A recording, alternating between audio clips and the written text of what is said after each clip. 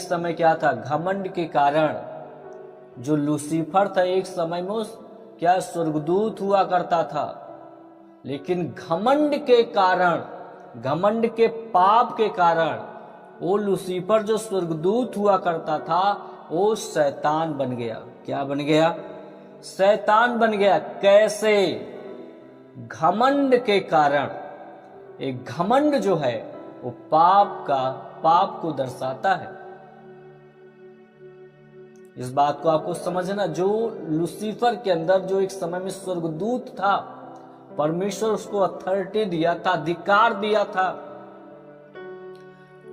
वो वर्शिप करने वाला था स्वर्गदूत।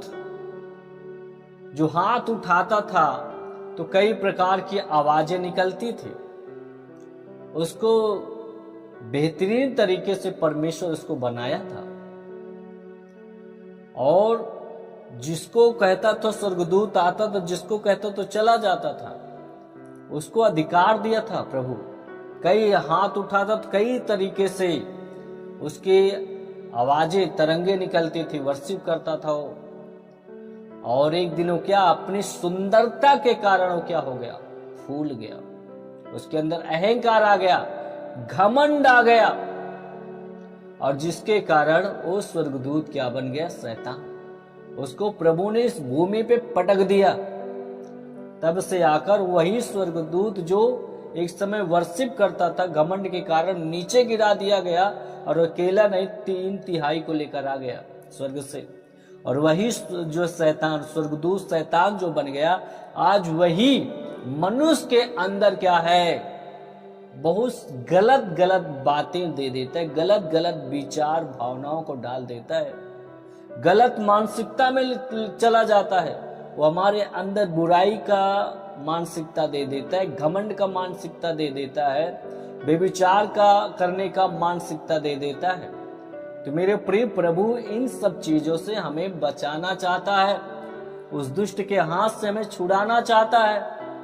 प्रभु यही बात को कहता है, यदि मेरी प्रजा के लोग दीन होकर प्रार्थना करे और मेरे दर्शन की खोजी होकर अपनी बुरी चाल से फिरे, तो मैं स्वर्ग से सुनकर उनका क्या करूंगा, पाप क्षमा करूंगा और उनके देश का ज्यों का त्यों कर दूंगा। जी हाँ मेरे प्रिय, मेरे भाई बहन, इस बात को आपको समझना है। हमारे अंदर किसी भी प्रकार का घमंड नहीं होना चाहिए।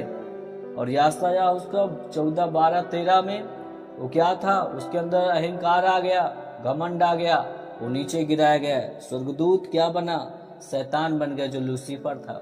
लूसीफर एक समय स्वर्गदूत था, लेकिन वो शैतान बन गया घमंड के कारण। तो आज यही है, इन सारी चीजों को हमें छोड़ना है मेरे प्रिय। हमारे स्वभाव में यदि घमंड है, नफरत है, किसी के प्रति जलन है, तो इस दुष्टता के स्वभाव को हमें कैंसल करना पड़ेगा और प्रभु के स्वभाव को अपने अंदर ले लेना है।